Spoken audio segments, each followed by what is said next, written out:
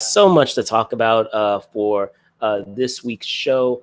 We unfortunately, over the course of this week, had an untimely passing of a well accomplished actor, which we will get into. We also have some news of a series that is uh, making it into its run. And we also have some news of some trailers, as well as some news regarding the release date of a very highly anticipated franchise. All of that and more on This Week in Review, only on Movers and Shakers Unlimited.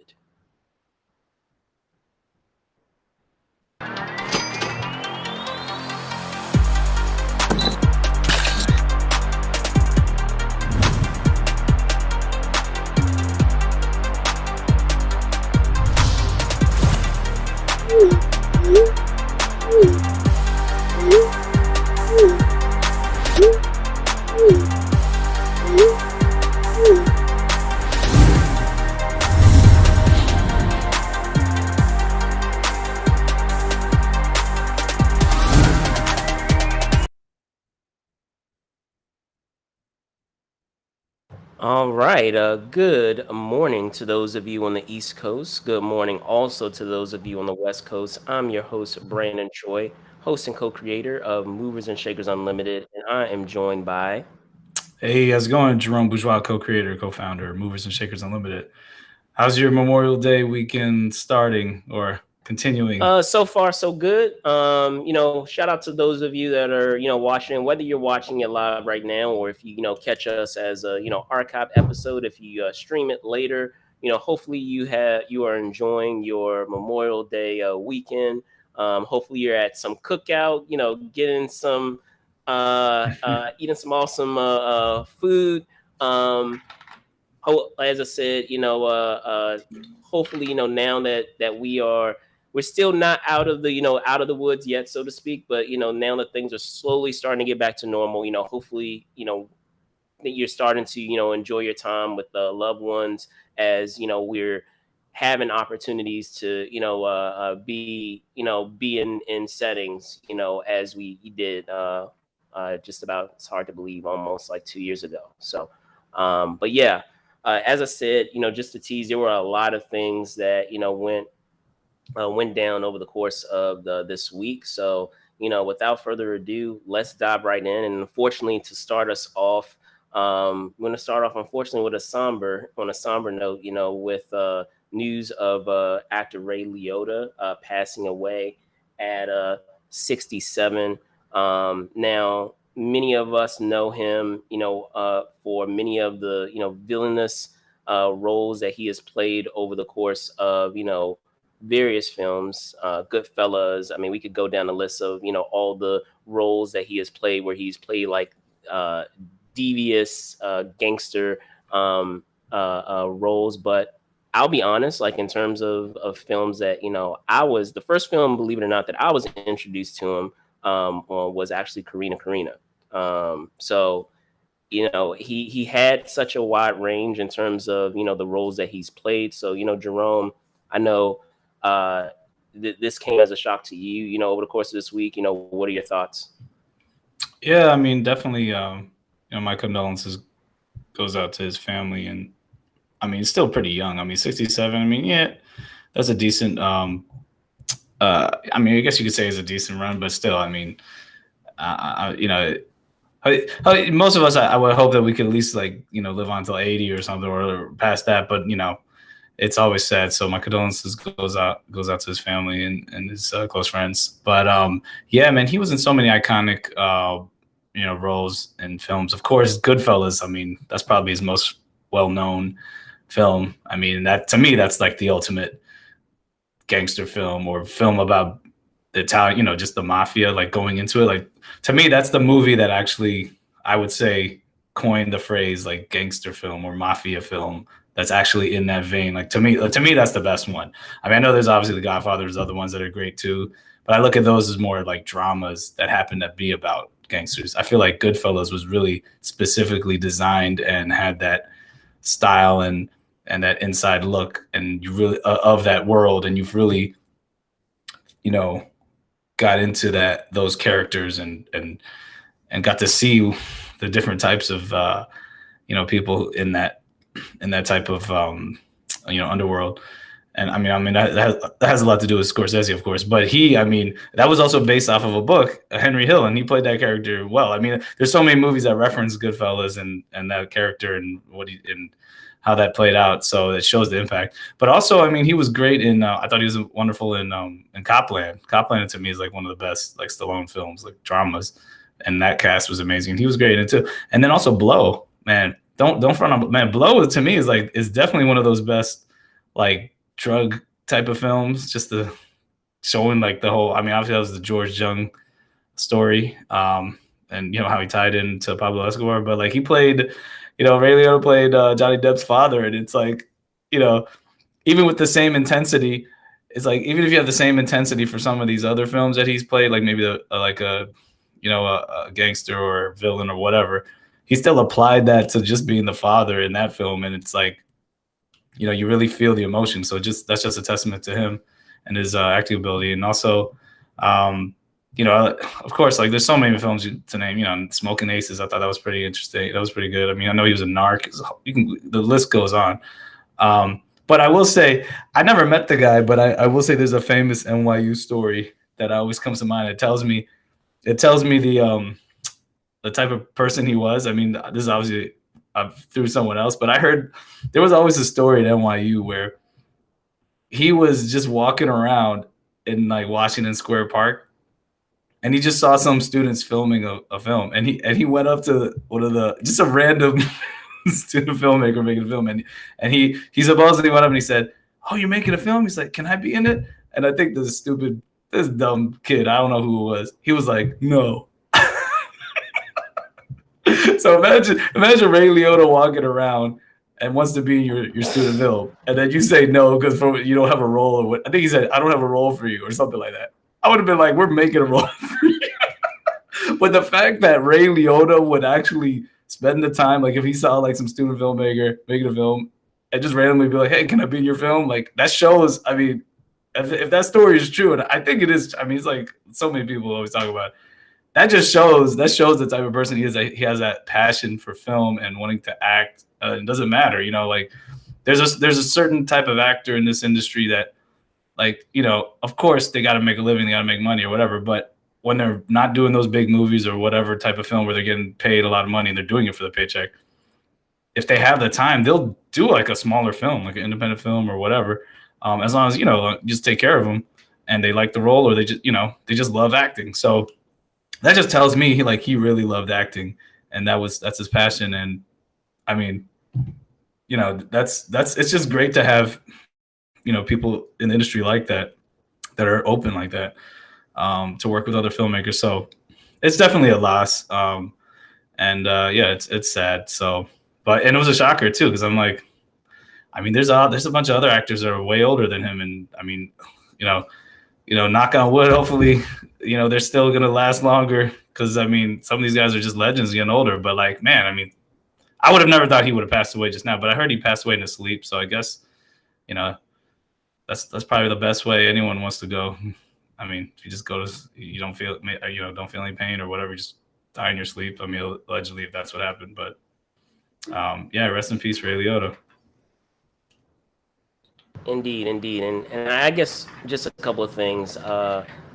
One thing that immediately, and I mentioned it, just now in talking about, this story, is just the idea. I just find there's such a great deal of irony in the fact that, in terms of his body of work, what I was introduced, a lot of times when I'm thinking of a lot of actors and how I was introduced to them, and then, later down the line, as you get older, you see more of the stuff that they've done over the course of their career. Like, I'll give you a case in point, like my introduction of Bruce Willis, for example. I know we were, a little while ago, we were talking about Bruce Willis a couple of episodes back.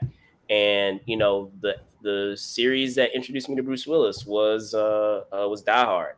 For Keanu Reeves, as much as he's done, what introduced me to Keanu Reeves was, my mom had me grow up on Bill and Ted. So like that was my introduction, to Keanu Reeves. So like with Ray Liotta, as I was mentioning, my introduction, even though, he has such a body of work of playing a lot of these goons as or gangsters, as a lot of people like to coin it. A lot of the roles that introduced me to him, he played the opposite of that. So like it was jarring, later down the line to see a lot of the other films that he was playing a lot of these like evil devious characters, because like, the film that introduced me to him was, as I said, Karina and Field of Dreams. Like that was another film that I saw, that he was a part of, that I recall him from. So it's just you were just saying it just now, oftentimes it's very easy, for actors, and I get this a lot, when we have actors here on the show, is talking about how sometimes, and it's not, it's just something that just happens, is sometimes uh our your artistic desire to kind of spread your wings and do a bunch of roles doesn't always happen. A lot of times you get pigeonholed into a role. If Hollywood sees that you can do a role really well, they'll keep giving you material for that same type of character. And I'll never forget this, because I'm trying to recall the actor, but he was saying, yeah, like I played villain that one time, Bill Sadler. He had mentioned, oh, I had played, the villain in Die Hard 2. I played the villain in Die Hard 2, and after playing that role so well, after that I kept getting scripts of being these like over the top bad guys, and so I still had to, even though I had to eat, obviously I still did some of those roles. When those roles came my way, I still branched out and showed that I could do other things. And so, as I said, it's really a testament to Ray Liotta in terms of his range as an actor to be able to play a wide variety of roles. Because I mean, another role that comes to mind, and it's fun, it's crazy that this happened over the course of this week, because I was watching the episode unbeknownst to me of the how it was connected. Is that I used to watch a show called Just Shoot Me that used to come on what was it? I want to say it was NBC, and right now they have it, you can stream it over on Hulu. And and watching, looking back and watching some of those episodes, he actually guest starred on a stint of Just Shoot Me, where he was playing like a really heightened version of himself, but it was such the opposite of the characters that he plays, and to also kind of make fun of yourself and to play a heightened version of your persona, so to speak, as the actor. Was really it was a lot of fun, and it was very memorable. So just as you said, condolences to his family and friends. And yeah, we lost a major one, man, because as I said, he, in terms of his range and what he brought to the table, whether he was in the leading role or part of an ensemble cast, he always made his mark. So again, Ray Liotta passing at 67. So any final thoughts before we move on? Yeah, no, I mean, I totally agree. Like, I mean, that shows that he's a true actor. I mean, to be able to switch it up and be versatile. And like I said, not everybody, even if some people are talented, they don't always get the opportunity. Sometimes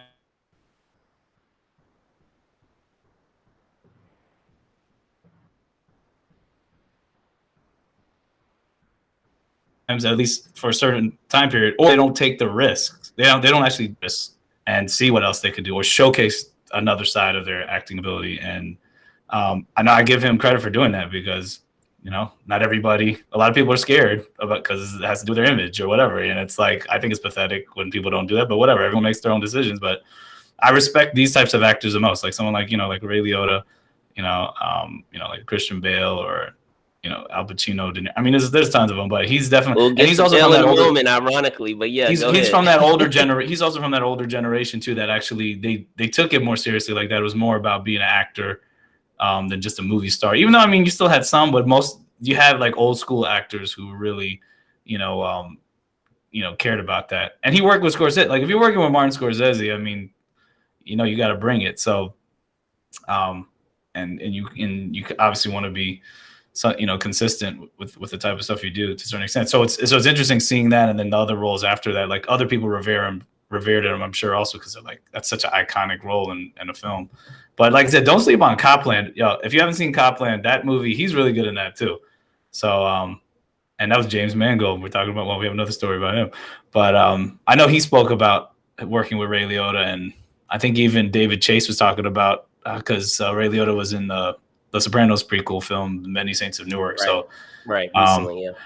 But yeah, but that's also another reason why they a lot of times he kept getting cast in these recent films that are like gangster driven, because he plays that role so well. So like regardless, and it's all goes back to Goodfellas because of that, So that is sort of a gift and a curse. But he was able to do other roles. So, but yeah. I mean, that movie, like I said, he was in the best gangster movie of all time. Like, and that's my opinion, but like, I think nobody can beat Goodfellas. Like that, to me, that's the iconic gangster film, at least like mafia or Italian gangster film, you could say. Anyway, but yeah, rest in peace, Ray Liotta. Rest in peace.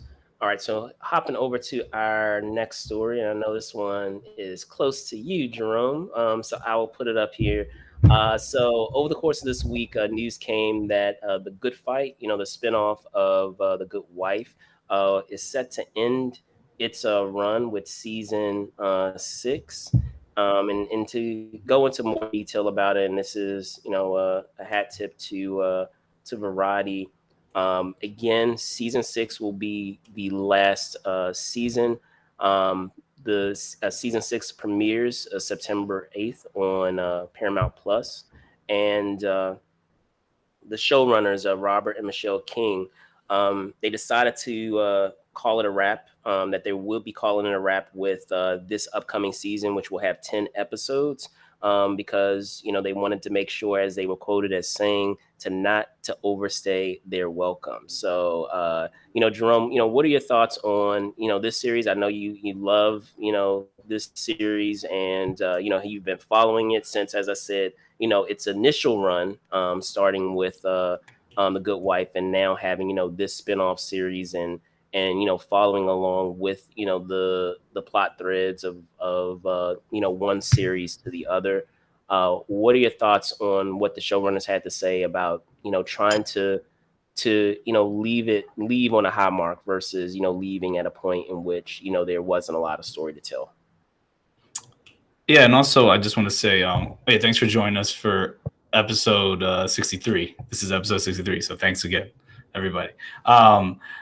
But yeah, I'm definitely a big fan of this show, and I think it's one of the best. To me, it's probably the best legal show I think out there. Like, I mean, I've seen some other ones. Maybe I haven't seen all of them, but I like this one because it focuses on the politics of being at a law firm, and the conflict amongst the different lawyers and the law partners and clients, and just it's not just about a procedural showing the case. The cases being in court and making the arguments. It's also like I said, what all the lawyers are dealing with at the firm, and from relationships, financial aspect, to making partner, to the racial dynamic and the sex, and the from the gender and racial dynamic. Because like I said, like if you watch the good Wife, I mean, that was interesting because I was specifically focusing on one character navigating her way back into the law field, because her husband was a governor and there was a scandal. But then she got to meet all these characters at that one firm, and she was it was basically about her getting back into that career. But some of the main the supporting characters that were really interesting in that show, were able to be in the spinoff ever since The Good Wife ended. And then this was like the flagship streaming show that was streaming on, well, it was CBS All Access, now it's Paramount Plus, back in 2017. Now, what made this interesting too, what I always thought was interesting, besides all that stuff I was talking about, because like I said, it focuses on all these different characters and how they navigate throughout the law firm and the politics and getting clients and like drama, all that stuff. it's also it also reflects really in an interesting way on just real events, and that's why I really enjoyed it too. Because I mean, you have all this, you'll have like these plot lines regarding the legal conflicts and like the characters in the law firm, but then there's also like political storylines too, because I mean we're seeing the elections in real time happen and the impact and how it impacts the law firm too, and like the cases they're taking, and like, you know, the main character in this show, Christine Baranski's character, her husband, like she's Democrat, obviously she's more liberal, whatever, and she's Democrat, but then her husband's conservative. So then, like, you know, going through the whole Trump era, and then also, you know, all the stuff that has been happening, and then now, you know, now it's, I guess you could say, the Biden era or whatever, but all of that is gave the showrunners a lot of material for just reflecting that and inputting that into the actual show, and it's just to me that's interesting to see, just to see how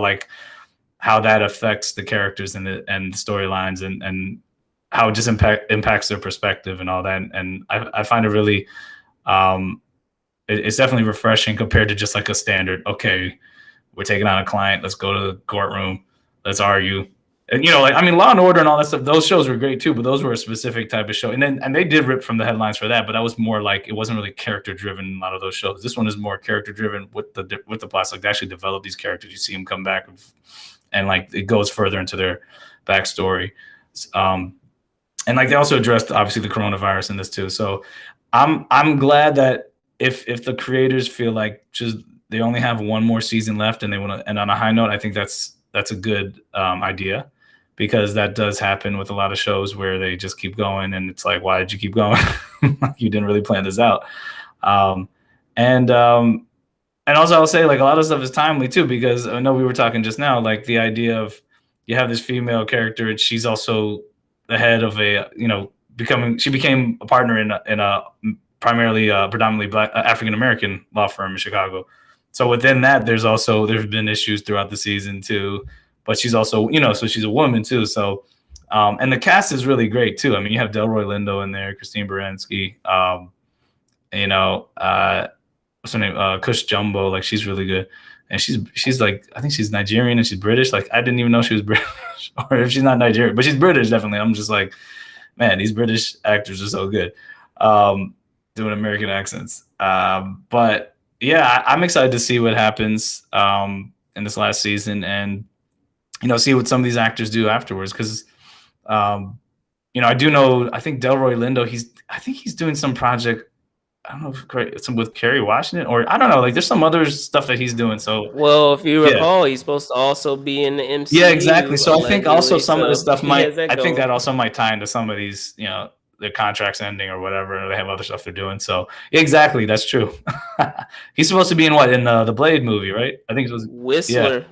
Is he going to be Whistler, or he's just going to be? Or whoever. I don't think they said who Guardian of Blade is. Yeah. So whoever that turns out to be, I think they said it was a different character, but in terms of the relationship, it's very Whistler. So that's another thing too. It makes me wonder too. It's like, you know, some of these actors are getting other projects and their schedule is, you know, getting filled up. So it makes sense, you know, end on a high note. It's always good to do that. And, you know, I wouldn't, you know, I'm not saying I wouldn't mind seeing, I mean, I don't think they really need to do like another spinoff or anything like that. But I mean, if say they focused on like, I don't know, Kush Jumbo's character or something like that, I guess I would watch it. But to me, I think the whole dynamic of the whole firm, and like, because of Christine Baranski's character and how it transitioned, like, to me, that was probably the more interesting part of it. So if they don't do any more spinoffs or whatever, I don't think it's necessary, but I'm still, you know, I probably would still watch it if they did, just because I think that the creators, you know, Robert and Michelle King, they did a really good job. Like, they're just really good at writing these shows and integrating real life events into it. And they've been able to keep it fresh. But like they said in the article, like, they're like, yeah, we had all this material for the last 5 years, and they're like, they're not sure, you know, and they probably want to work on other projects too. I know they like re-upped their deal recently too. So, but yeah, it's sad to see it go. So I just thought we should mention it. But it's also shown how the streaming service it was CBS All Access, now it's Paramount Plus. Like, see how it's grown and how they've added all these other shows. So I don't know. I'm gonna have to maybe check out Halo or these other shows, because like, really, The only reason I watched Paramount Plus was because of this show. And I know you watch it. I know you were watching it just for Halo, so it's interesting. And to we see have other it folks together. watching it because of Star Trek. So you have Yeah, that me. going too. Yeah, it's not enough for me to like to try and pay for it just to watch one show. But hey, they have something. They're a Yeah, little no, something. They're starting to have a little something for everybody, I guess. yeah, indeed. So I don't know. I don't feel like there's really much else I can say. Most of the stuff that I would have said, or chimed in on, you pretty much covered. But I'll just like recap it.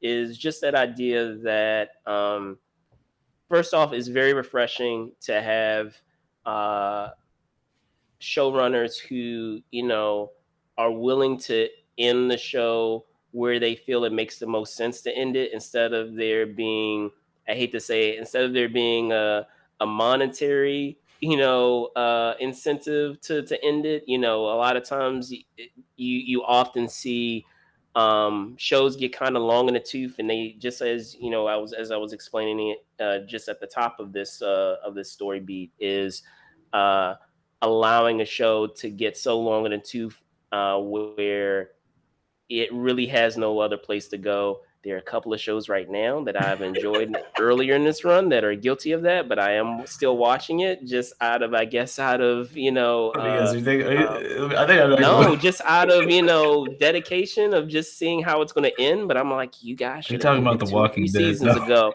Um, so, but I don't know. I mean, there are a couple of shows out there like that I feel like have gotten kind of long in the tooth. Some of them have already ended. They're about to end because they should have ended like a couple of seasons ago.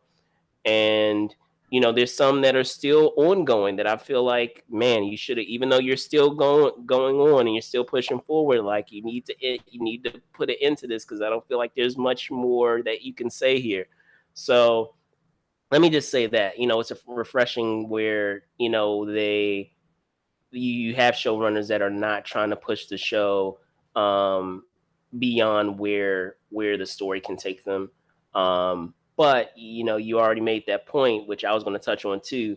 They do have that cushion. You do have that cushion of that. The deal that allows them to create more material and additional some additional shows, from what I recall. Yeah, I know you were talking about that re-up Yeah, we did deal. a story about it I Yeah, a think a little while while back. ago. So, Yeah, and it's a pretty lucrative one. yeah, it So is. there really isn't any need to really push this series further, if you have that to fall back on to be able to do some new stories. So there's that too.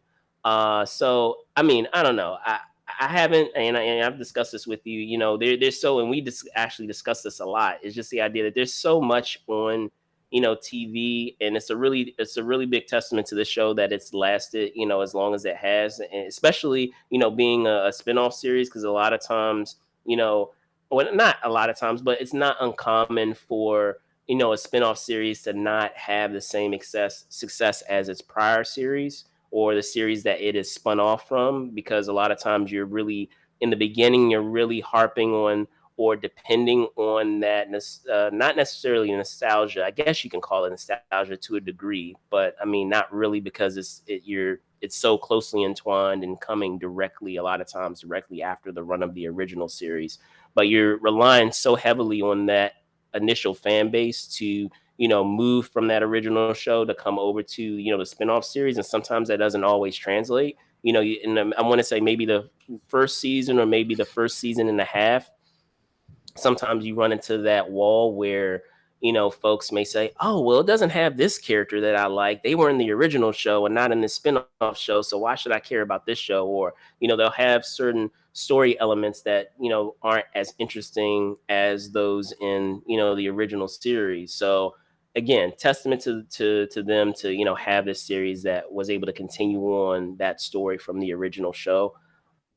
And testament to, again, of knowing when to hang it up, so to speak, of when to move on to new creative endeavors. But do you have I think it also anything worked. else to add? Go Yeah, I ahead. think it worked. I think it also worked, like what you were just saying, is because in the original one, what was I gonna say? Oh, can you hear me? Yeah, I think because in the original one, most of those cast members were in it, And it was just focusing more on Julianne Margulis, her character, and her husband was Chris Noth.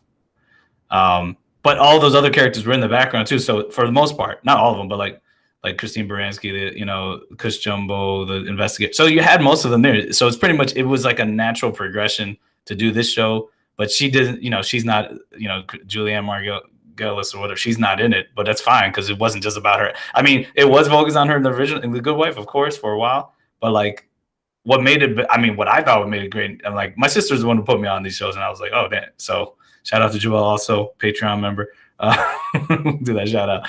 But that's what after watching the show, I was like, that's what made it interesting, that ensemble at the law firm. And they just pretty much made that smooth transition to this, and then just added some other characters. But they have great actors. Like I said, if you have Delroy Lindo, you have these other guys in there. Like, then it's not like just anybody that's in there. Like, so I think that's also why it worked a lot easier, as opposed to just trying to go directly. You're taking out most of the actors. You're focusing on something totally different. It's kind of like, and I would say it's similar to, for the most part, from Breaking Bad to Better Call Saul, even though that's a prequel. And I mean, I still got to catch up on the last season, because that what's his name? Bob Odenkirk's character. He was so interesting in the original series. It made sense, but they still brought back most of the other characters. I mean, and it's going to tie in. So, and you have the same creator too. I think that also helps too, having the same people, behind the show.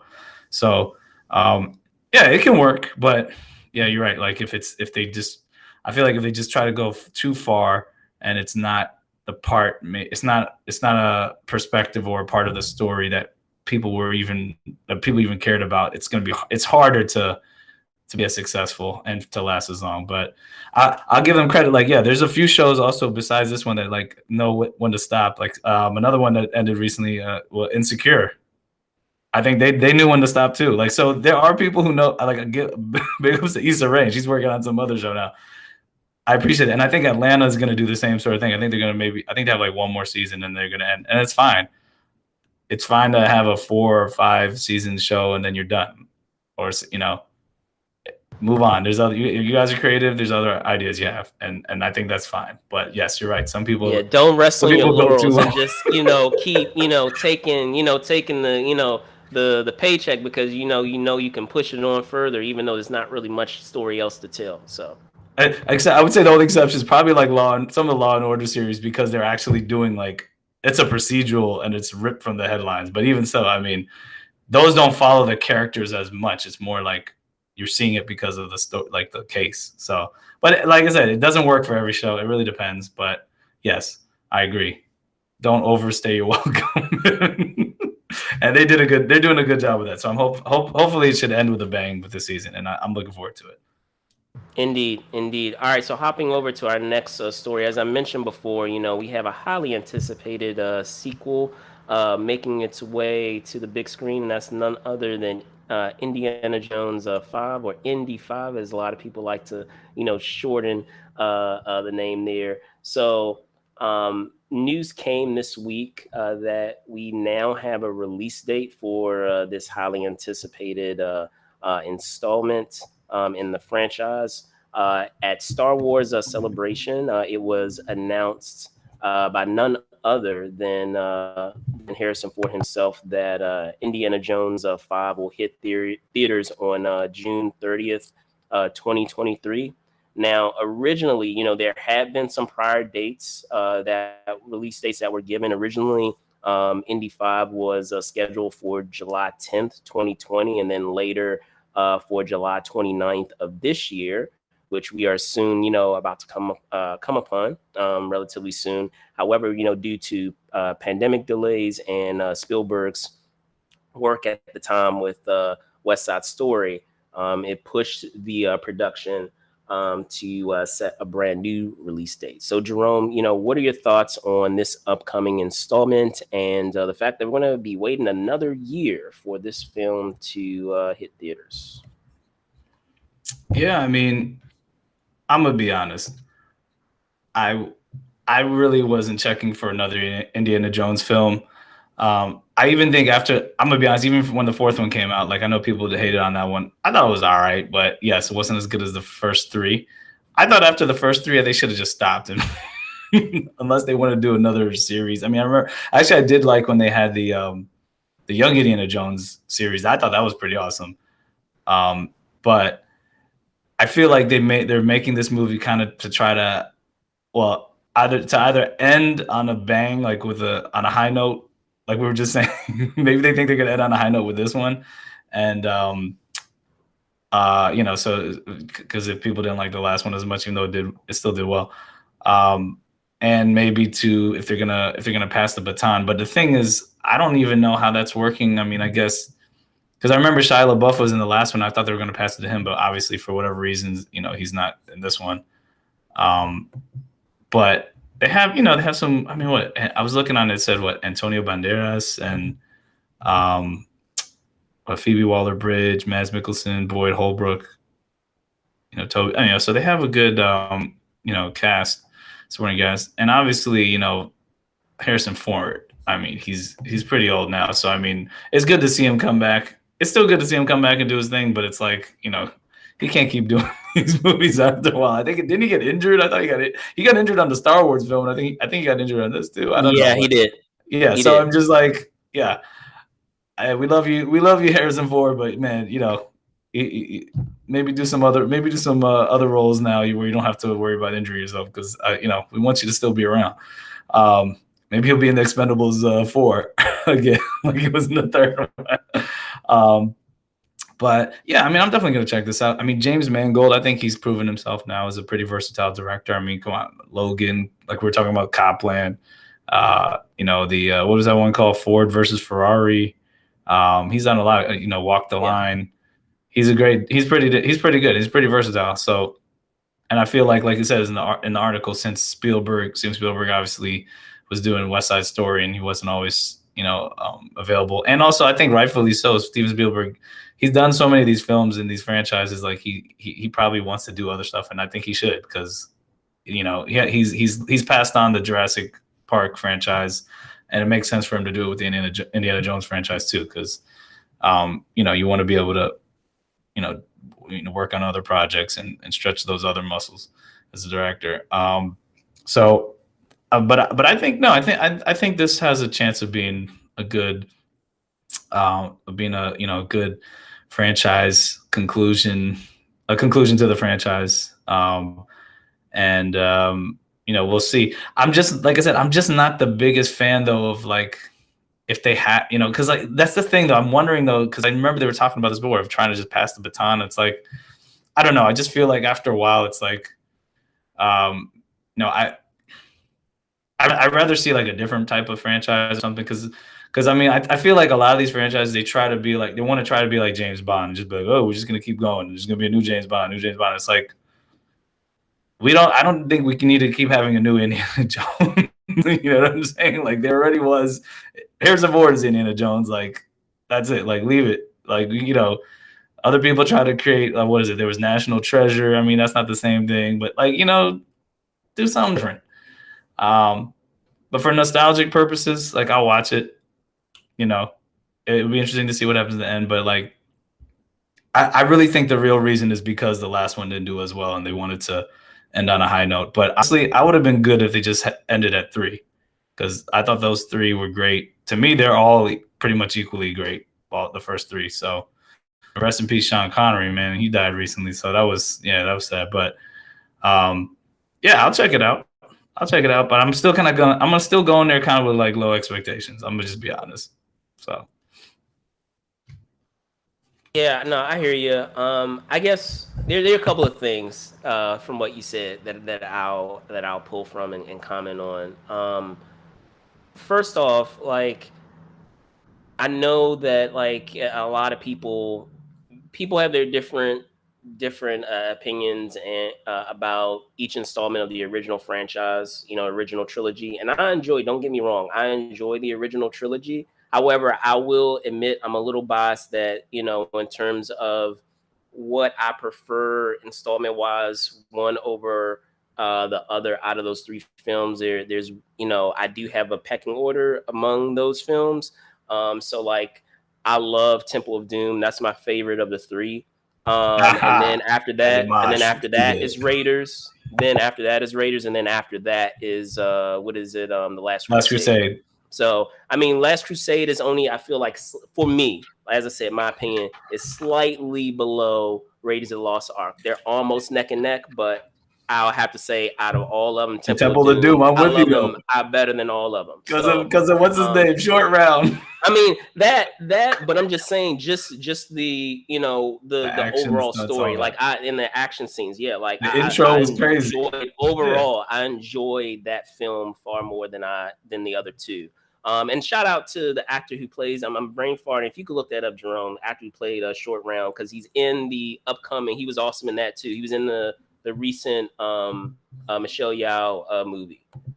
He's in Everything, Everywhere, Everywhere. I gotta watch. Yeah. I still haven't watched that yet. He's the husband. He's the husband. Wow. So I'm glad he's doing stuff. Yeah, still great. Yeah, that's great. He's still in the game. Still killing it. So I know he went to USC and he was studying film or something. So I know he was so I'll say that. I know you commented on that. So I have to make that comment that I like, even though I like the trilogy, Temple of Doom is my favorite. And then beyond that, like, I saw the last installment, and I'll have to be honest, man. Like, I mean, you've commented on it just now. I don't know why we need another installment. Like, and it's funny too, because we're about to get into another story about, another franchise that's, continuing onwards with, your lead who is, doing all of these over the top, stunts. At some point, they aren't going to be able to keep doing a lot of these stunts, which we'll get into. And again, it wasn't purposeful that the next story is the next story. Oh, okay, that's his name. Gotcha. But it wasn't purposeful that the next story that we have is the story that we have. I just find it was actually very coincidental. But anyway, now that you brought up, having your lead, continuing to do all these dangerous stunts. Oh yeah, as they're continuing on. But getting back to this, the last installment was so disappointing, and I was really like excited for it, and just the way that it played out, it just wasn't as good as the other three. It wasn't. I don't think it wasn't what I anticipated it was going to be. And to your point, there were efforts to kind of continue, pass the torch, so to speak, and continue the story onwards, but it didn't really pan out the way they wanted it to. If you recall, in the last installment, and this is a spoiler alert, but this came out 2003. It came out a little while ago. No, it came out in 2000. I think like 8 or something. It was eight. Yeah, that's right. It was later. Yeah, it was still more than what? More around than like that a decade. time. Yeah, more than like a decade ago. So if you could check that for me, I'll double check. It was right when Shia LaBeouf was popping off. Everybody wanted to right. But I'm saying, that ain't the case no more currently. Well, that's another story. Yeah, that's a whole other story. But there's another reason for that. But yeah, but he was originally, handpicked to be the person to, carry the franchise onwards. And then as they were doing this installment, we were getting news of other actors, that were being thrown into the mix of potentially being recast, if I recall, as Indiana Jones, or potentially, acting as an older,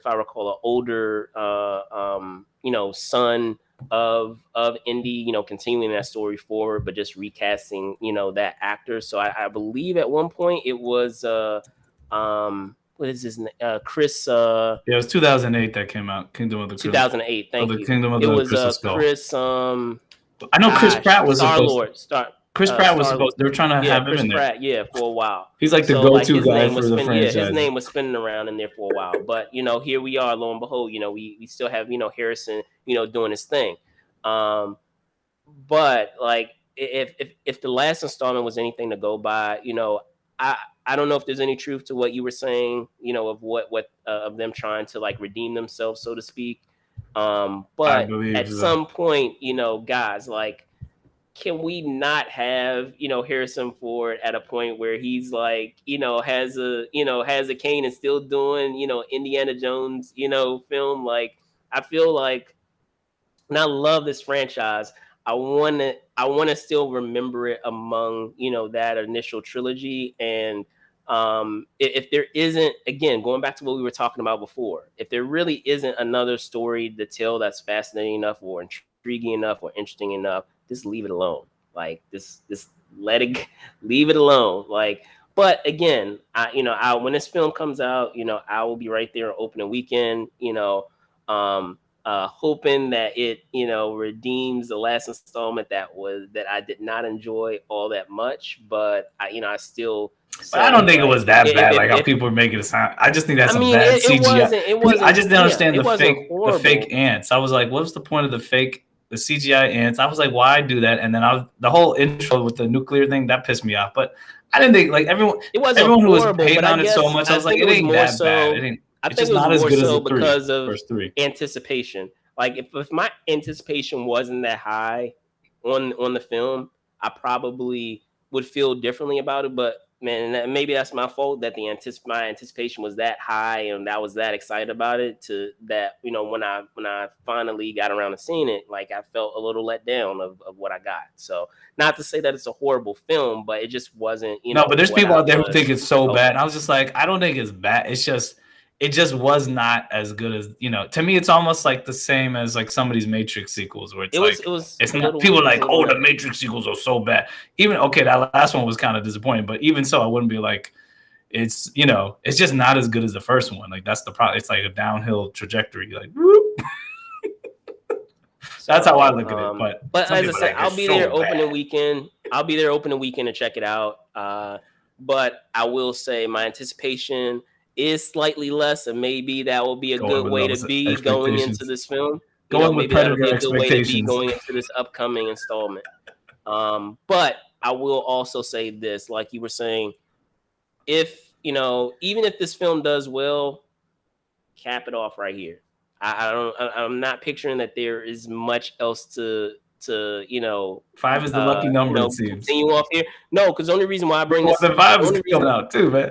I know, but I'm saying it. Give me another example. Die Hard. We Oh, were they talking messed up about with that one. we were I was talking just about Bruce about to say Willis. that. Die We Hard were wins. talking about Bruce Willis just a moment ago, and we're talking about Die Hard. So if we're talking about Die Hard, I'll give you an example of that. I didn't expect to really enjoy Live Free and Die Hard, and I That one was actually good though. liked it a lot. I I liked it a liked it a lot. lot. So like after that, after being surprised with that installment, leave it. There was But then no A Good need Day to to Die do Hard all was the that one was installments after that. legitimately bad. There was no need to do any of the installments after that. They could have left it right Well, they just did there one. at Yeah, Live that Free and fifth Die one was Hard. bad. That fifth one was they messed it I up. would have been fine. We didn't need any more They beyond that. messed it up. Yeah, So that was a money grab probably. But anyway, because sometimes like I said, you have those installments where you're like, okay, I'm not really, don't really think there's a need for this, but okay, I'm gonna go in and see it. tell And that then to the by the Fast time and you get out of Furious friends. another one that I felt that way about, franchise wise, another way that I felt that way about, and it actually came out around the same time as Live Free Die Hard, ironically, was the fourth Rambo. Like I enjoyed just the Oh yeah, movie, the but one that actually was that just one was. Rambo. I think that one was actually better than. It's just the last one I was enjoy, so and bad. I wasn't when I was going in, I wasn't anticipating to like really enjoy it as much as I did because I mean I love the franchise, but I was like, okay, what are they going to do else beyond what they concluded in part 3? But like it surprised me. Like I enjoyed it a lot, and if it was just left there, I would have been good. Like we would have been fine to see that Rambo. Then the last one it turned into Saw, like Rambo meets Saw. So I don't know. I think, But again, going back to the idea of quitting while you're ahead, or a quitting like spinoff, once you because have another that with story. Rocky, because Rocky you could say the same thing was going down. They finally, but then they made it even with a spinoff series with Creed. Yeah. But that was at least a new direction, you're taking, and Yeah. he wasn't, directing those, but he co-wrote the second one or whatever. But yeah, no, I totally agree with you, man. Like some of them, it's like, please, no more. But hey, man, let's see how Lethal Weapon 5 is, man. I don't know. Maybe these might be. I'm still, I don't know. I'm still amped to watch these last ones, but yeah, man. Some of them. All right, so I know we were talking about it just a moment ago. I was hyping it up a little bit, but going into our next story, we're talking about a franchise where it is moving along, and it's moving along at quite a steady pace. So, and that's none other than the Mission Impossible franchise. So, over the course of this week, we received our first look at a teaser for Mission Impossible: Dead Reckoning Part 1. Now, this film it's hard to believe that it's been that it's this number installment, but it's the 7th entry. Because I remember this is wild. I remember seeing the first film, back in the day in the early in the 90s of seeing the first film in theaters. But yes, the It seventh was entry. 1995. Yeah, the 1995. seventh entry in this spy franchise. Once again, starring Ethan Hunt, or I should say Ethan Hunt, starring Tom Cruise, starring Tom Cruise as Ethan Hunt. So our favorite, special agent of the Impossible Mission Force. Now there are a lot of things, to take away from the teaser that we got. We do have, returning cast members such as Ving Rhames, other additions such as Simon Pegg and Rebecca Ferguson. But we also, see the return of Henry Czerny, who, if you recall from that iconic scene from the first Mission Impossible, he played IMF director Eugene Kittredge. And they had, that memorable scene in the restaurant, which it seems like in this trailer they are kind of putting a new spin on. So who knows? Maybe we'll see a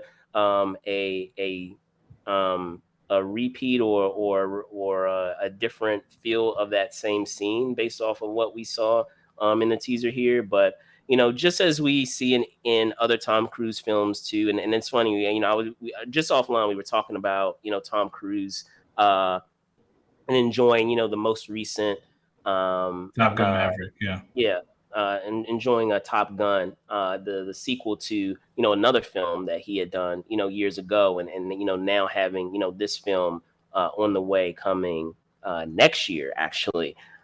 Jerome, what are your thoughts on what we got of this teaser? I mean, we have a lot of like Tom Cruise isms as we have in not just in, I want to say, in Mission Impossible, but in Tom Cruise films where we have like death-defying stunts, a whole number of them, and then of course we have to have Tom Cruise running, of course, in all the movies that he's in. So talk to me. What are your thoughts on what we got?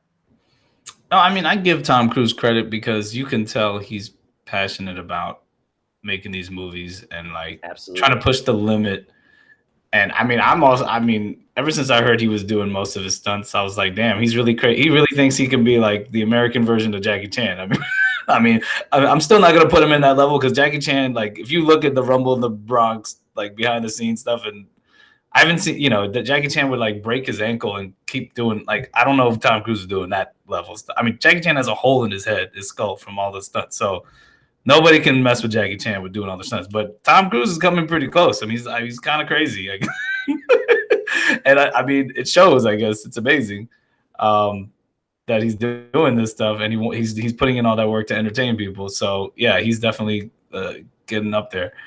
And he's getting older too. I mean, he's pretty old. If you watch Top Gun Maverick, I was just like, wow, man, he really didn't look like he aged that much. I mean, for a while. So I guess I'm just assuming he probably. This is one of the scenes from the teaser, but yeah, go ahead. I assume that he probably feels like as he's getting older, he might as well do as much as he can before he can't really do these types of films. So, I mean, they're filming the 8th one, so there's going to be at least this one and the 8th one, part 1, part 2. I mean, the trailer looks like, they don't really give that much, and that's a good thing to a certain extent, but it's like, it doesn't have me like so hyped up, oh, I got to watch it, but I'm going to watch it because I watch all of them. I think that they do a good job with the stunts and the action, of course, and usually the setup. My only thing, though, that I've had an issue with some of the recent ones, even though the last one was really good, I just feel like sometimes the villain isn't always that good in some of the recent sequels. That's been my issue. Sometimes I'm just like, okay, this guy kind of sucks. Because honestly, I know we had this debate. I still think the third one is the best because Philip Seymour Hoffman was such a good villain in that film with all the action and everything. And it's like, I think you need a strong villain in these films too, because it's cool with the mission, the action, all the threats. And the thing is, it is true. Ghost Protocol was pretty good. I'll look him up. Yeah, I don't even remember. I don't even really remember the villain. He was, if I recall, he was the original actor from The Girl in the Dragon Tattoo. I'll look it up. Yeah, but he was I'm awesome. Sorry, that one was pretty good, but like, it's just not, to me. It's just none of them compared to like to Philip Seymour Hoffman. I always thought he was the best one. I just thought the setup and everything of that one was a lot better. But I think that they need to. They've kind of, haven't done. They need to up that part of the franchise. Like, just get it's. And the thing is, they do hire good actors. I mean, they've had like Lawrence. They've had John Voight Lawrence Fishburne, Paula Patton. I mean, they've had a lot of people. What, Alec Baldwin? I mean, they've had a lot of. I mean, Philip Seymour Hoffman. They've had a Hey, lot of great actors. Superman was a villain previously, so I mean, is Yeah, not, I know, yeah. but it's like, yeah, well, I don't know. It's just not. I don't know. I guess maybe it's the setup or whatever too. It's like, I don't know. It's just, I don't know. Maybe it's the setup too, the story and the villain, like what that guy is doing, and how they impact everything. So, or am I believing that this guy is really that badass? You know, like there's some people who like you're like, oh, okay, this guy is supposed to be a villain, but like I'm not really believing that you're this top. Like maybe if they got like Christopher Walken or something, I don't know. I know he's getting old, but he's gonna be in Doom Part 2. But that's just been my issue with some of these films. Like the action's been pretty good, the stories, you know, somewhat is interesting. They're keeping your interest to a good extent, but I just feel like they lack in the villain, the actual casting of whoever's the villain. It's just not as memorable as much anymore, and it gets a little bit hard to care about that part of the film. But everything else, I mean, is actually pretty, you know, entertaining, interesting. But the thing is, I will say, like, it is, you know, I mean, because no, I'll give you an example. Like with the James Bond franchise, I'll give them credit that they finally started, because they were kind of lacking. They had some good villains at the beginning, then they kind of lacked and they messed up and then whatever. Then eventually, I mean, they had like a lot of weak BS villains, and then they started getting better again. And then eventually with Daniel Craig coming back, same sort of thing. Like there was like really good, you know, Casino Royale was really good. And then it's like, okay, some of the other sequels weren't as good, but then Skyfall, you had a really good villain. And then now recently with was it what is it called? What was the last one called? Anyway, you know what I'm talking about. Yeah. Oh, with his name, Rami Malek. Like he was like, you know what I'm saying? Like, or give me, if you're not gonna if they're not as badass, like give me something about them that's kind of creepy, or you know, or is there's some history there, or I don't know. Like I felt more for that that type of dichotomy between the main characters, or like just the setup, because it was more personal in that film. But that I felt like that kind of bogged down the James Bond franchise, because some of their, like I said, they were kind of lacking sometimes in that area. But then they made sure that they course corrected. So and then even, you know, with Fast and Furious, because you got to remember, this is becoming, it's not at the same well, yeah, it's getting up there though. It's getting to the point where it's like it's really, it's trying to compete with, like, obviously it was competing with James Bond originally with the TV show and now the film franchise.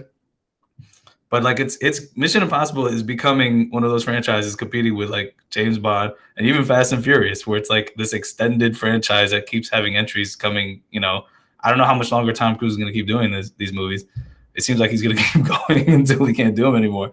But you gotta, I feel like that having a really strong villain is important to continue to make that franchise, you know, fresh and just more compelling. And then also the situations too, like what's the threat? You know, after a while, it seems like it starts losing steam. It's just like I said with the Fast and Furious franchise. We'll see what happens in these last two, but it's like they start, you know, some things just start not you don't care as much anymore, because you're like, we've seen everything. You know, it's like, what, they're going to space. I mean, I don't think he's going to go to space. Mission Impossible. But at least in the James Bond film, like, I mean, if you watch that movie, like they kind of took it into another direction and concluded it there. So, and that was kind of different for the James Bond character. So, I just feel like I'm wondering, maybe these two installments might be a little more. There might be more consequences and stuff because they're doing a part 1, part 2. So I don't know. It's possible. I just feel like that's the only thing for me, really. But I do enjoy like seeing the stunts and the action and all that, and you know, and you know, maybe not even, you know, it's good that they show little tidbits of it, but also you don't want to, you know, you really don't want to show your big scene, your big stunt in your trailer too. So it'll be interesting to see what they pull out from this film. But yeah, I'll still watch it. Yeah, no, I hear you. I guess for me, there are a couple of things, and some of them you touched on, you know, already. So I'll comment on those first, and that's just the idea that at some point, and this is kind of similar to, you know, another franchise that I know that you were really big on, was 24, right? So 24, the whole setup of that, of that suspense of what's happening within that period of time. And at some point, like, how many times are you going to have end of the world situations where it starts to lose its impact? So, don't get me That's wrong, true. I've enjoyed the ride, with all the installments that we've had thus far. But I will say, I don't know how much further you can have all these end of the world situations happen and not for it to get kind of still and not have the same impact. Because even in other franchises, and I think this is something that other franchises are contending with too. You were just talking about Fast and Furious. That's something that they're contending with too. Every single film they have to up the ante to top the next one, and at some point, like, there isn't anywhere else to go. They're There gonna be isn't in any Mars. ceiling where you can go to. Like, at They're some going to point, Mars. you have reached the pinnacle. Like, there isn't anywhere else to go beyond that as you keep escalating and escalating and escalating and escalating. So, I feel, just as a lot of other franchises are discovering, is that sometimes you have to turn, you have to veer right instead of going left. Like, give me a case in point. If we're talking about like MCU, for example, you know, they are, even though we've had instances where we've had end of the world situations, we've had stories that are far more self-contained. And by mixing it up, by peppering it in with, different levels of stakes, it allows you to have a breather and to enjoy more intimate stories versus always having an end of the world situation. Because if you keep having it all the time, It it's going to loses lose its its impact. impact. Yes, I agree. So that you can build back up to that and still have, those end of the world stories, which I feel we're getting right now with what they're doing with the multiverse and having it lead to something else. It can lead to that, but you don't need to have that for every single installment, every single I agree. story I that you agree. have. So I'm not jealous of the screenwriter and those that are leading the story along and continuing the story, is because you have, even though you have a willing superstar in Tom Cruise, who loves doing his own stunts, while his will may be there, you know It's got to be a nature reason to do it. nature eventually will not allow him to do those stunts as we get into further and further installments. So you're going to have to figure out, either you're going to have to draw to a close of what you're doing with the franchise and bringing it to a satisfying end, or you want to have to pass the torch, I guess, will be the next best thing. And let's be honest, like, Tom Cruise is synonymous with Mission Impossible. Like, it would be hard for people, audiences, I feel, to be able to latch on to a brand new person to continue that franchise further. I know for a while, I believe they were trying to do that with Jeremy Renner, but it didn't really pan out the way that they were Well, that's for planning Born, on. the Born Identity. Yeah. Well, no, like they were Oh also, yeah, from what I because he wasn't understand, the he wasn't yeah, the with Ghost Protocol, like they want to continue it with him and have the rest of the team with Paula Patton and all of them continue it forward, but it just didn't really pan out the way that they planned. So But I think that's who also knows? We'll because of see. Tom Cruise pushing himself onto it and leading. Because the thing is, Mission Impossible, remember, was originally a team effort, and that's why also like they started focusing that on later. I would say like really on the third one and past that, because before they didn't really focus as much on the team. I mean, they sort of did, but not really. Now it's like, but that is the only downfall I would say about this franchise, that they focus so much on Tom Cruise, because yes, it's going to be harder to try and pass the torch because they didn't focus on that. But I think they still probably could. I think they still could try and do it. The issue is like what you're saying is, my thing is like, unless they're really gonna do a totally different threat still, and it's like a different. I mean, I'm surprised they haven't really gone into like the cyber aspect instead of the nuclear everything. I mean, yeah, you could have to Oh, and speaking of that, I'll do comment on that that. real quick and then continue and then Yeah, go yeah, ahead and keep continue what going. you But were that's saying. I agree I with was what going you're to saying say to some extent. Ghost Protocol, the actor's name, by the way. Just when you said that, it reminded me. His name is Michael, and I apologize if I'm butchering your name, man, but Michael Nequist. Nequist. He was the original a star of the original Girl in the Dragon Tattoo. But since then, since doing that film, and since the international appeal of that film, he has since done more, films over here in America. He was also in John Wick. He was in the first John Wick. He was the gangster whose son had killed John Wick's dog. So he was that guy. He was Yeah. the guy who was Okay. talking about created that whole legend in that monologue that he has in that scene of John Wick. So that's Michael there. But yeah, like I thought he was a good villain. At least the last villain that I thought was formidable in Mission Impossible. But yeah, I'm sorry. Go ahead, continue. Unless you had any No, other no. I mean, final thoughts. I agree with what you're saying for the most part, and also is No Time to Die. I don't know why I forgot the name. No Time to Die is a James Bond film, but Gotcha. I Yeah, feel like what you're I know saying. what Yeah, you meant, but yeah, I that's got what you. makes. I don't know, for some reason. I don't know. Sometimes you forget these. Hey, brain fart. There you go. It's just there's so many other Happens. things I'm thinking about. But no, I agree with Marvel. The MCU. I feel like well, the thing is, see, but this also you got to remember, it's different. The MCU is a superhero universe created, by Marvel, and they have all these different characters, but they also have different genres within it. So I also feel like it's easier to continue to keep the audience's attention because you can do different types of films within that. And like I said, because they eventually went into more personal stories or smaller stories, and then they built up to the Avengers and all that. And now we're kind of like in this rebuild mode where they're really just doing different stuff, and we'll see where it goes. I feel like that's been able to sustain the MCU a lot more than like say something like Mission Impossible or like James Bond. Like Mission But if that's the Impossible is not case, it's not a sci-fi. They're not gonna really have a sci-fi it's story or not. like But I was you know, saying that it's besides mainly that, like if spy that's the action. case, What? I was gonna say if that's the case, then just like we were talking about, you just commented on just now with the actors, just sprinkle or weave in that thread so that way you can expand upon that thread further. I mean, Yeah, no, that's even fine. with Fast and They're gonna Furious, have like to do yeah, that. I think they would have to for a do that. while They it would have was to do it. just racing, but eventually they switched gears and they weaved They in had to. this whole element of it. I mean, they weaved in the element A heist of movie. doing a heist movie, and That's then what made it beyond interesting. that, when it worked, they just pushed on with that versus making and then since then, like in other installments, they've still peppered in.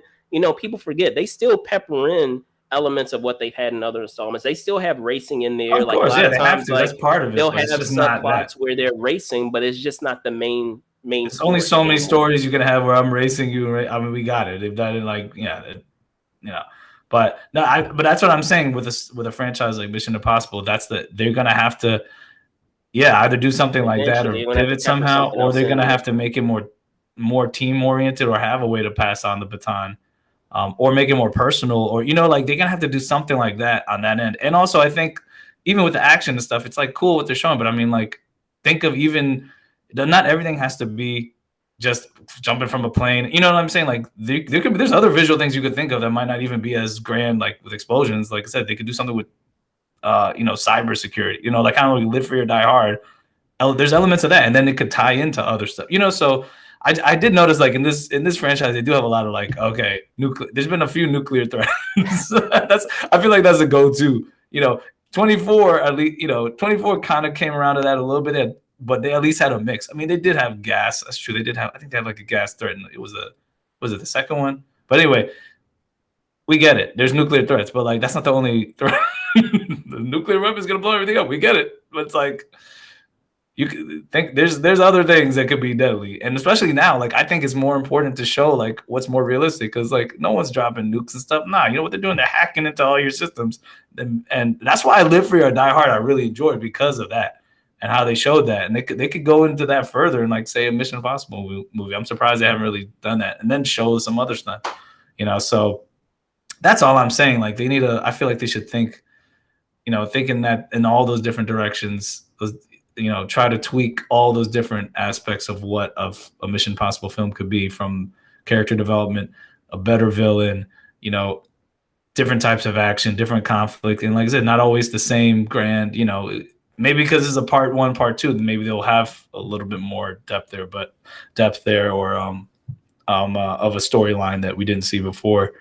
But yeah, I just feel like if you just keep doing the same stuff, like I said, it loses its impact. If every you can't have every installment, everyone's doing like the same. It's the same. And then on top of that, I was going to say, then the stakes have to be higher. Like members of the team have to have start to dying and stuff die. or whatever. Yeah, Also, I would say the whole heist thing, because that is one thing that was great about the first one, and also, I mean, what was it?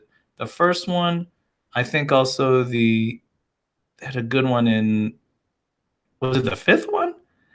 Like having a really extensive like heist, like breaking yeah, in. Like I feel like they haven't done that in all of them. They kind of lacked in some of them where they didn't really. Okay, that's true. No, in the fourth one they had it going, but I mean it was just. I mean that was cool. But I'm saying like besides just going, I mean that's cool going up the Burj Khalifa. I mean, that was amazing. But I'm saying besides that, like having like you're doing something dangerous, but also there's so many different levels, and it's like boom, boom, boom, boom, boom. Like right, I kind of feel right. like they've lost that a little bit in some of the sequels. Instead of doing that as much, they're just doing more grand action, which is cool too. But I like the idea where it's like, okay, you got to do this now to get there. You got to get to, the whole heist element. Like they have to break in and do stuff. So Yeah, I don't know. Maybe they could do that some more, or I don't know. Um, it's there's so much they could do, but it would be interesting to see if maybe they do eventually, and I think they should if they want to continue the franchise to eventually like shine a light on some other characters and make it more team oriented, or have someone else to like take it on. Because like I said, Tom Cruise, he's not going to be able to keep doing this forever, and it's so tied to him where it's like, I feel like they need, if they want this to continue to be a franchise. I mean, I don't know what else does Paramount really have. I mean, they have this franchise, they had the Tom Gun. They don't really have that many franchises. Oh, okay, that's true. They did have, I guess, Indiana Jones, but I mean that's Disney now, so I don't know. I mean, unless it's tough. It's tough. we will see. You gotta We keep will your see. franchises strong. Anyway, But all right, well, with that out of the way, we'll hop into our last and final story, which you guys saw in the title. It's none other than Thor, Love and Thunder. So over the course of this week, we got our full trailer for Thor, Love and Thunder. And we, I know a lot of people were complaining about that we didn't get a look at our big bad, and we got him this time. We got none other than Gore the God Butcher, played by Christian Bale. And the we got toys a don't look, lie. yeah, we got a further look at some of the the story beats and some of the story elements in the film that were just teased in our initial trailer. So Jerome, what were your thoughts on what we got in this trailer, and maybe some things that you're perhaps anticipating? No, I thought it was great. Like, I mean, I'm definitely more excited to watch this. And yeah, I mean, the whole opening of it, it's funny. Like, Korg just talk about, oh, there was this space Viking or whatever. Like it's pretty funny. Like Yeah, he's telling the story. yeah, I like how they set it up. It was really good. But I will say, like, this is why I love Christian Bale. Like, I'm telling you, people got to give Christian Bale his due. I mean, I'm sure they do, regardless if in real life he like could go crazy sometimes. The dude is like, I'll have to say, he's probably the best actor in our generation, or what. Like, for him to specifically pick this role, like you can really see like why he picked this role. It's like this is something totally different to what he's done before. He's playing the villain. He's obviously got the makeup on and everything. And I'm like this is why I love the dude, man, because he takes so many risks and he challenges himself. I mean, you watch, like I said, you go back to American Psycho, to Batman. He was playing the hero several times, but then you watch like The Fighter. He has a better Boston accent than freaking Matt Damon and Mark Wahlberg and Ben Affleck combined. Like, I mean, it's crazy. And the dude's Welsh. Then you watch him in The Big Short. He plays a guy with, I think, has Asperger's or whatever, whatever the disease is. And then you watch him in Vice as Dick Cheney, and I'm like, this dude does not limit himself. I mean, he is such an amazing actor, and I'm like, for watching this trailer, it's solidified. I'm like, this is why he picked that role. Why he was like said yes, because it's like he's playing the villain, and he's totally transforming himself. And I'm like, he's gonna be a formidable foe in this, a formidable villain in this movie. And I think he's gonna give it the needed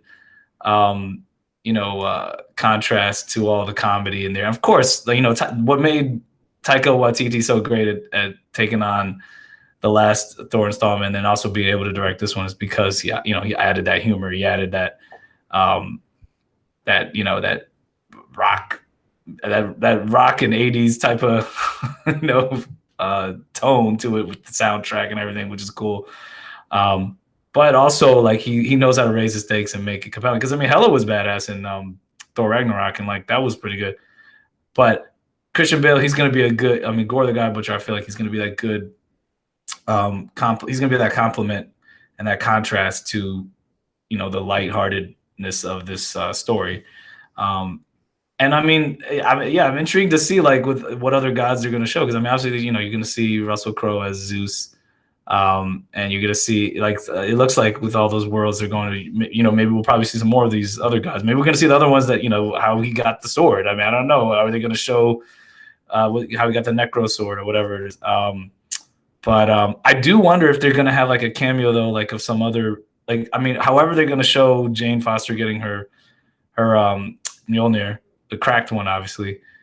I do wonder if they're going to show like a cameo of like Beta Ray Bill or anyone else maybe who was able to wield it. I'm just curious to know if they're going to show that, because I think it'd be interesting to just show this idea of like he's there's other people who are worthy. I mean, but yeah, I mean, I'm excited to see it. It's got Taika Waititi's his style all over it. So yeah, we'll see how this turns out. Got about a month, right? A Indeed. month. Yeah, about a month and a half, give or Yeah. take a couple of days. But yeah, no, I mean there's a lot to take from what they show in this trailer, and there are some scenes that we saw in the previous trailer, and they just extended them further. We get a further look at Mighty Thor, so Jane Foster, played by Natalie Portman, and how she figures into the story a little bit more, because at the end she was kind of the money shot, and I feel like that role kind of has transferred over to Gore the God Butcher in this case. Like he is basically the highlight of this trailer, more so than I feel Jane is. So there are some story elements that I'm really fascinated to see what they do with.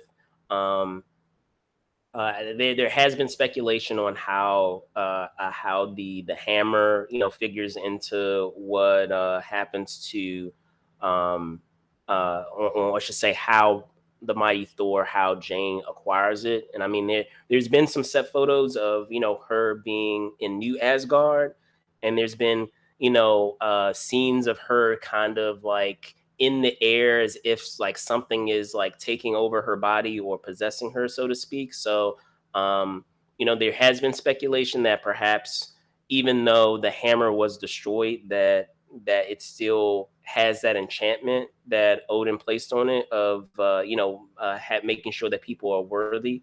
So perhaps something happens that awakens that enchantment that's still a part of Mjolnir, and allows him, or I should say allows her, to be able to take on that persona of Thor. Because maybe if Thor is off world somewhere, that it requires that there needs to be a Thor protecting Earth or protecting that realm. So maybe that plays into it, or it goes into another speculation is that I had even beyond that when this was first announced, is perhaps at some point Thor actually dies. Maybe at some point in the movie he actually dies, and because of that, at that moment when Jane, goes to New Asgard, because there isn't any Thor currently, because he is, temporarily dead or incapacitated, it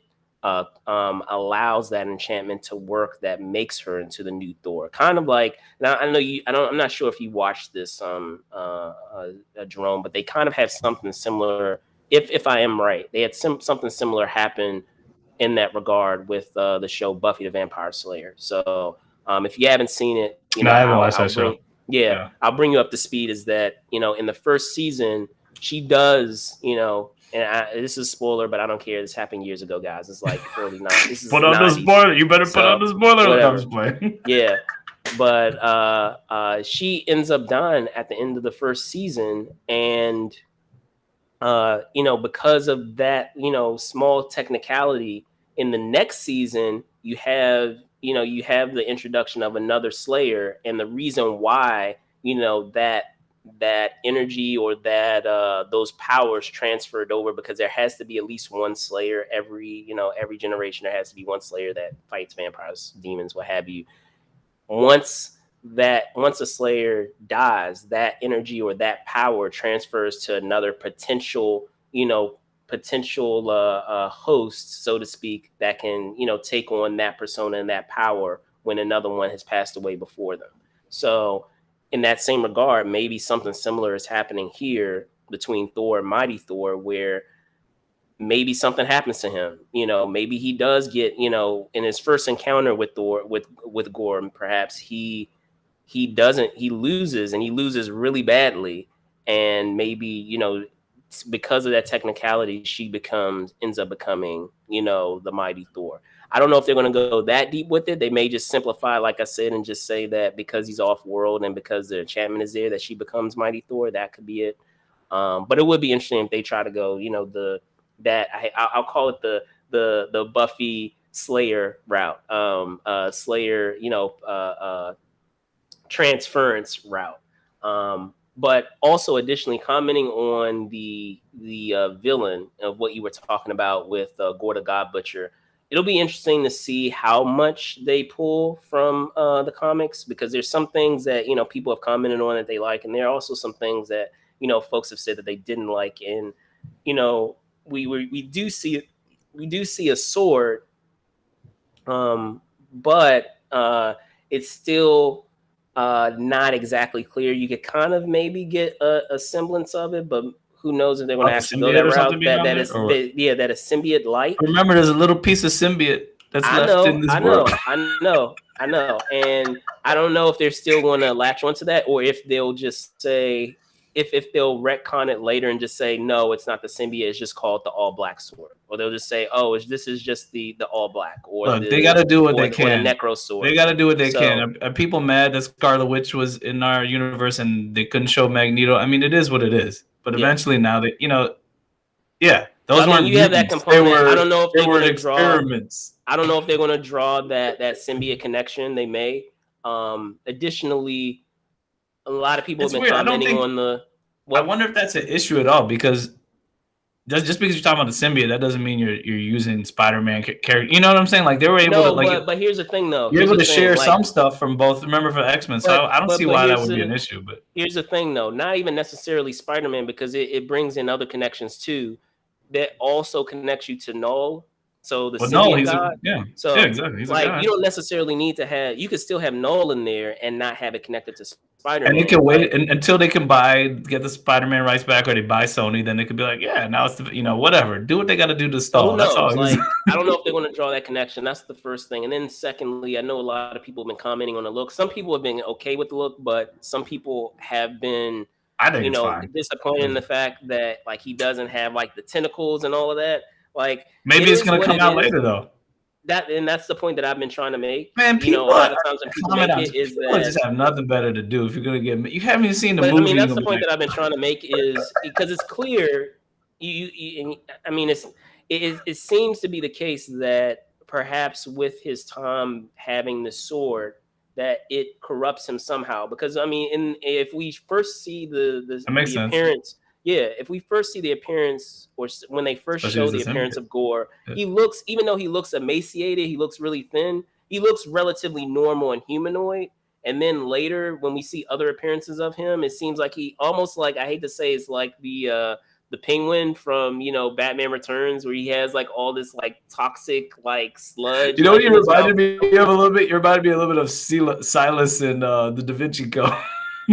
So I don't know. He has this like, seems like he has like this sludge or something, and maybe because like the more that he's using this sword, that it corrupts him to a point where it affects his appearance and makes him look more like a monster. So maybe by the end, people will get that appearance that they are all pining after and hoping we'll see. At the end of the day, like, as long as he captures the spirit of what the character is about. And as long as I feel like in the movie capture how threatening and how just in general, how much of a threat he is to Thor, then I'll be good. Like I could care less. I mean, don't get me wrong, it'd be cool if they do that, but it's not going to end my. It's not going to make or break my experience of seeing the film. So it'd be interesting if he actually goes and he's like killing it. Like if he kills Hela and all. I mean, because Hela's bad at what if he goes and he kills like all the other guys? He really kills like every that's other what I'm saying. guy. Like you really, I feel at least like in this universe, they have to demonstrate something to show just how much of a threat he is. And so like that's one thing that I'm looking for, and also commenting on he's something probably that you gonna talked kill about. Zeus. I'll put money on it. He's probably gonna kill Zeus. He's Oh probably gonna kill yeah. He's probably gonna Yeah. kill. I bet you he'll kill like Thor will probably be the last or whatever. They'll both be the last ones or something. There might be one. I don't know. But speaking of Beta Ray Bill, I do believe I do second what you said. I feel like it would be a remember he had the statue in the last one. Remember? I know, but I'm saying it would be a wasted opportunity to him, not have him in here, even if it's a button scene at the end. He doesn't even have to be a part of the main story, but maybe maybe based off of what transpires in this movie, where that transference happens again, and they need someone else to take on that persona. So maybe here's another theory. Maybe something happens to. Because we know at this point that Chris Hemsworth has already stated that if as long as Marvel will have him, he'll keep doing Thor. That's pretty amazing. He hasn't said, and he said that he's not tired of doing Thor movies. Because of the last installment, because of Ragnarok, it's kind of revitalized his his interest in doing the character. So if we know that more than likely they're going to keep him around, maybe instead of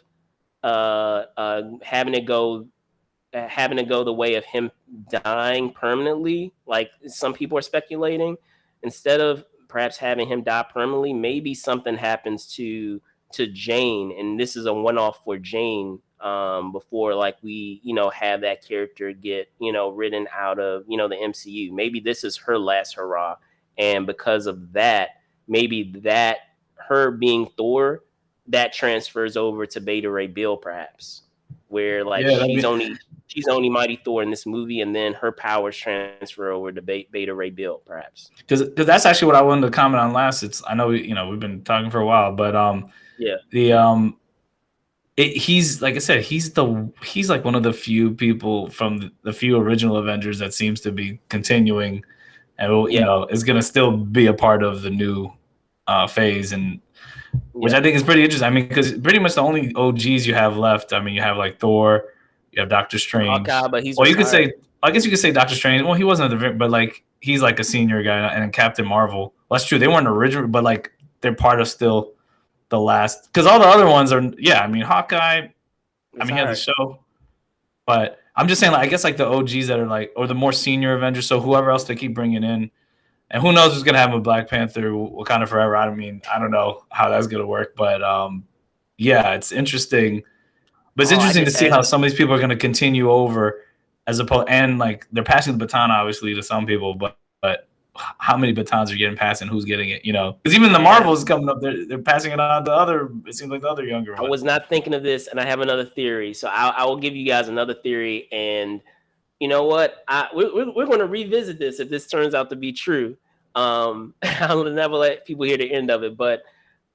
So so this movie is all about gods, right? And this is going to, how did they weave Beta Ray Bill into the story? We have a story about gods. A lot of what Gore does is that he rids a lot of different civilizations of their pantheon of gods, right? So we're not just talking about the gods of Earth. We're talking about the gods of other planets as well. So the gods that other alien races worship.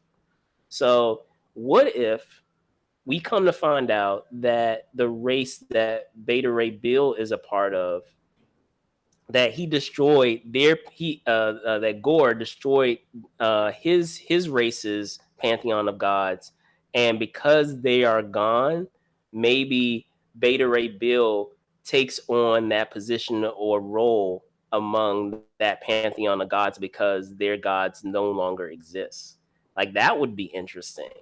Like because he takes on the role of one of the gods of his people because they need certain races need, that inspiration, that hope of having a pantheon of gods that they're worshiping, I guess, if they're playing into that concept or that idea. And so, as after they defeat Gore, they figure out a way where some of those various cultures have their gods replenished somehow, or they have people take over those roles of the gods that are already gone. So maybe Beta Ray Bill does that in this film. So transference is one theory, but maybe that's not the way that they go. Maybe they go the route of he just takes over the persona of the pantheon that got killed or butchered, and they need someone who needs to take on that role. I need to write. I need to screenwrite some of these films. It'd be funny if he tries to like go after anyone who thinks is a god, and he tries to go after like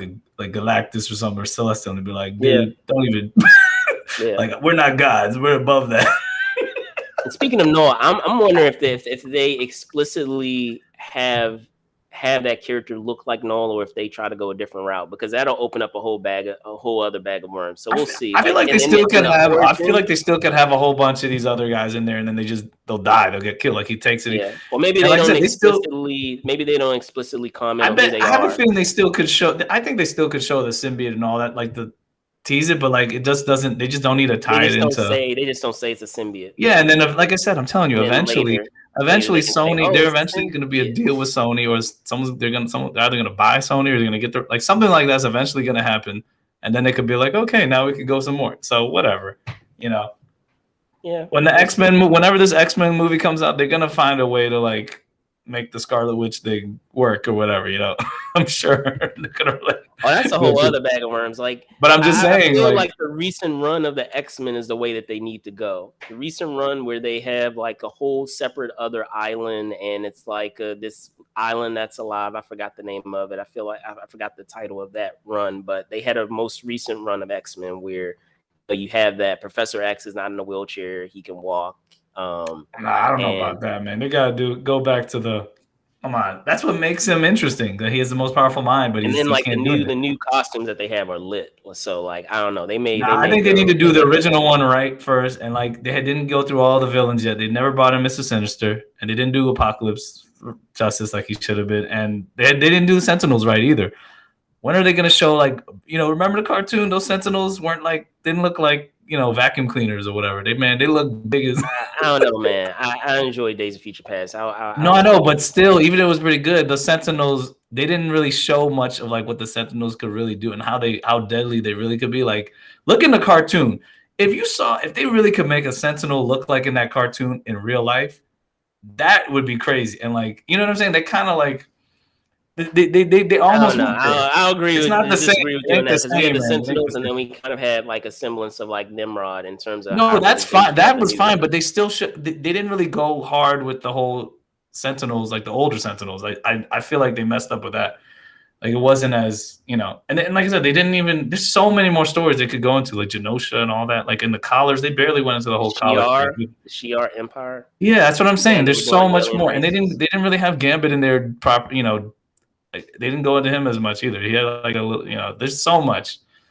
So we'll see. They're probably having an alternate thing, but no, they got to do all that stuff right before they try to like mess with other stuff, I think, Anyway. Yeah. But all right, so that is going to wrap up this episode of This Week in Review. Thank you guys so much for watching. Before I get into a couple of announcements of some things that are on the way, I will punt it over to Jerome. Jerome? Yeah, definitely. So thanks for watching. You can follow me at JWBourgeois21 on Twitter or Instagram. And you can follow us on Instagram at Movers Shakers Unlimited. So that's Movers Shakers Unlimited. You can see it down there. Also, we're on Twitter and Facebook at Move and Shake UNLTD. That's Move and Shake UNLTD. And if you want to be, if you want to be a Patreon supporter, go to patreon.com/Movers Shakers Unlimited. So just check that out. And, we're on YouTube. So subscribe, just click the little button so you can get the feed. We're at youtube.com/Movers Shakers Unlimited. Tell your family, friends, share it with everyone. And, let us know what kind of stuff you want us to cover. Give us feedback. We like to talk about these topics. This one has been a long one, but it's, it was definitely time for us to talk about something like this for a while. And also, like I said, the events that we cover, like we cover so many events. You'll see us at a whole bunch of stuff. There's stuff coming up. I know there's Awesome Con. I know Brandon's gonna talk about that.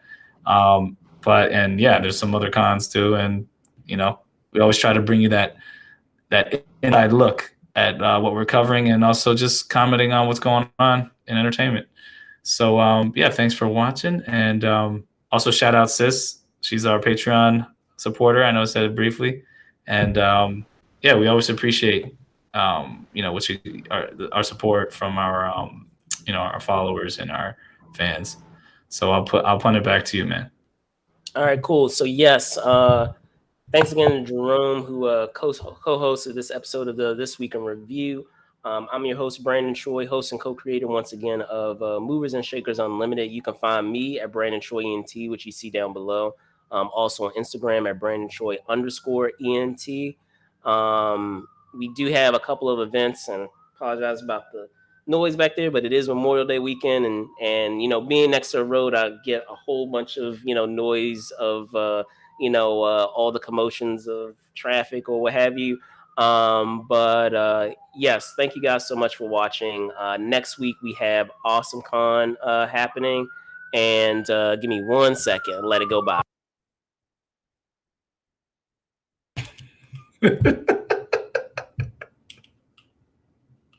It's all good, man. It's all good. All right. But anyway, next week is Awesome Con, and we do have a couple of announcements in that regard with what is happening with Awesome Con. So first up, I want to give give you a heads up on one of the panels that are happening next week. So next Saturday at 7:00. We have Who is Worthy of Lifting Mjolnir, and it's none other than team member over here, Cap, or say AKA Cap, Chris Pabon. He's going to be a part of the lineup of panelists that are leading that panel. So make sure that you are making it over there if you're checking out Awesome Con. Should be a lot of fun, as they're going to be discussing many of the characters who would be worthy of lifting Thor's iconic weapon. It looks like they changed it. It used to be wielding. It used to be wielding. Now it's lifting. I know, yeah. But yeah, be they villains or heroes, it's always an interesting discussion of perhaps any characters who theoretically would be able to lift Thor's hammer. So make sure you're there for that. As I said, in room 206, as you can see here, on June 4th, we'll also be live streaming it. So be on the lookout for that. If you're not able to make it to Awesome Con, we will be streaming it so you guys can, chime in that way as well. Additionally, on Sunday, we have another panel happening, the Cheesy Line Reading Contest, that is happening Sunday, June 5th at 12:45.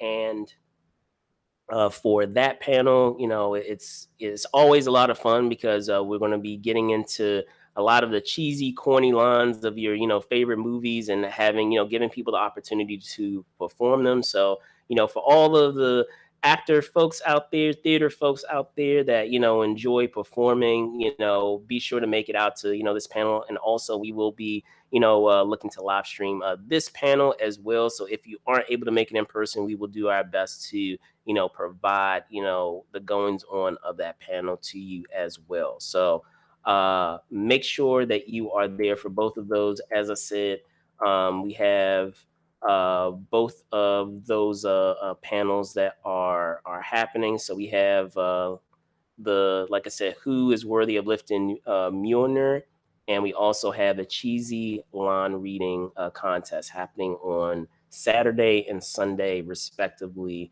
only at Awesome Con. So thank you guys again, as always, so much for watching. Be safe out there, and see you soon, guys. Peace. Peace out. See you guys.